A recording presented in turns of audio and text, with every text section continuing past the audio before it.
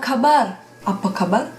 Aku punya tips-tips, sebetulnya itu bukan tips sih, 5 pertimbangan yang harus kalian pikirin sebelum kuliah di Amerika. Pertama,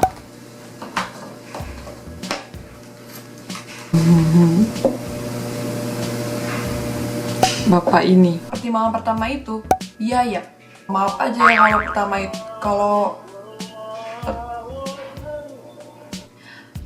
kalau pertama itu ngomonginnya uang, karena kalau kalian pergi ke agen juga, pertama itu pasti agen itu bilang, bapak kamu kerjanya apa? Pertama itu ditanyain kerjaan bapak kamu. Emang kita mau ngelamar anak dia apa? Buat pertimbangan ya untuk 1 tahun itu udah termasuk semuanya sih, udah termasuk makan, asuransi, tempat tinggal, buat buku, jajan, tidak kurang dari $45.000. Itu dolar ya. 600 juta 0111586. Tapi jangan berkecil hati dulu, karena setelah visa itu didapetin dalam 21 hari itu, untuk klaim kursi itu kalian harus bayar $13.224. Itu pertimbangannya. Untuk tahap pertama itu bayarannya ya yang ini itu. Pertimbangan kedua, bahasa Inggris. Karena ini Amerika ya, jelas negara yang berbahasa Inggris, bukan bahasa Jawa, apalagi bahasa Korea. Bahasa Korea. Maksudnya di sini bahasa Inggris itu kalian tuh harus udah punya skor tes bahasa Inggris TOEFL atau IELTS. Nah, itu tuh minimal 5,5.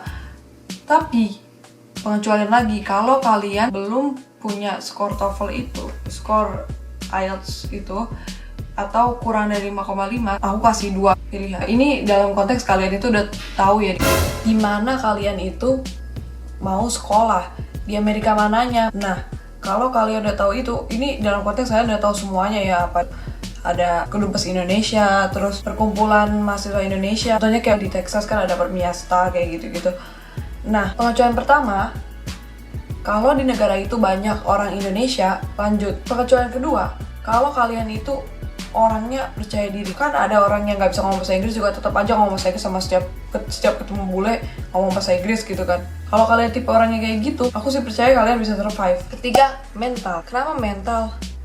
Amerika sangar. Kalian itu kalau di Indonesia transisi SMA ke kuliah aja udah berat gitu ya, apalagi kalau yang masih manja-manja gitu. Tapi kalau di Indonesia kan, coba misalkan lagi orientasi, ada aja gitu kan yang ngomong sama kalian, ya ada gitu, misalkan ada yang lagi sendiri gitu, misalkan mau pindah tempat kemana, pasti kan diajakin gitu, ayo yuk, kayak gitu kan. Atau jajan udah gak gitu lagi di Indonesia. Tapi kalau di sini itu nggak bakal ada satupun yang ngomong sama kalian. Kalian tuh harus mulai semuanya duluan, karena emang value karena emang nilai yang dikedepankan itu kan individualisme itu kan. Nah, terus kalau kalian mau kuliah itu kan yang diurusin tuh keperluan sekolah sama keperluan rumah baru atau kosan gitu kan. Ya gitu, jadi banyak banget hal yang datang, banyak banget hal yang harus kalian tangani dalam satu waktu, dan kalian itu bahkan berdiri 3 kajak di Amerika tuh kayaknya belum gitu kan. Nah, tadi itu yang aku bilang, kalau kalian tuh gak bisa ngomongnya itu gimana gitu kan. Udah gitu gak ada kenalan satupun gitu kan. Makanya tadi aku bilang kalau bisa ada orang-orang Indonesia di situ gitu kan. Karena orang Indonesia tuh ya pasti bakal dibantu lah sama yang udah lebih duluan gitu kan. Pertimbangan keempat, bapak kamu. Ini lebih ke cewek sih ya. Kalau cewek kan biasanya bapak gitu yang ribet. Jadi Amerika ini kan dari Indo tuh kalau kayak kalian tuh kayak berkelana ke ujung lainnya dunia gitu. Pertimbangin tuh tiket pesawatnya. Gimana kalau bapak kalian tuh mau kesini setiap sebulan sekali, 12 kali. Kelima, niat.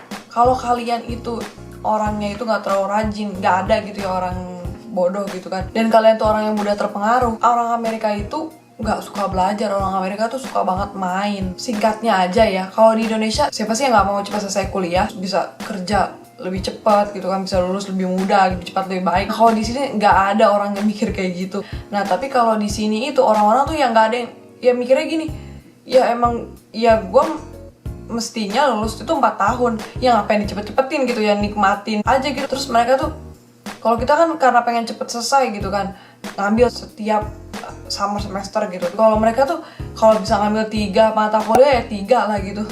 Terus jarang banget lihat teman-teman aku tuh belajar di sini. Nah, Itu tadi 5 saran dari aku buat kalian pertimbangin sebelum memutusin kuliah di Amerika. Kalau semuanya udah oke, Amerika go go go. Komen di bawah kalau 5 pertimbangan tadi udah kalian mantap, bisa lanjut ke step by step gimana caranya bisa kuliah di Amerika. Insya Allah nanti aku bakal coba buat video selanjutnya. Dadah, semoga sukses. Dadah.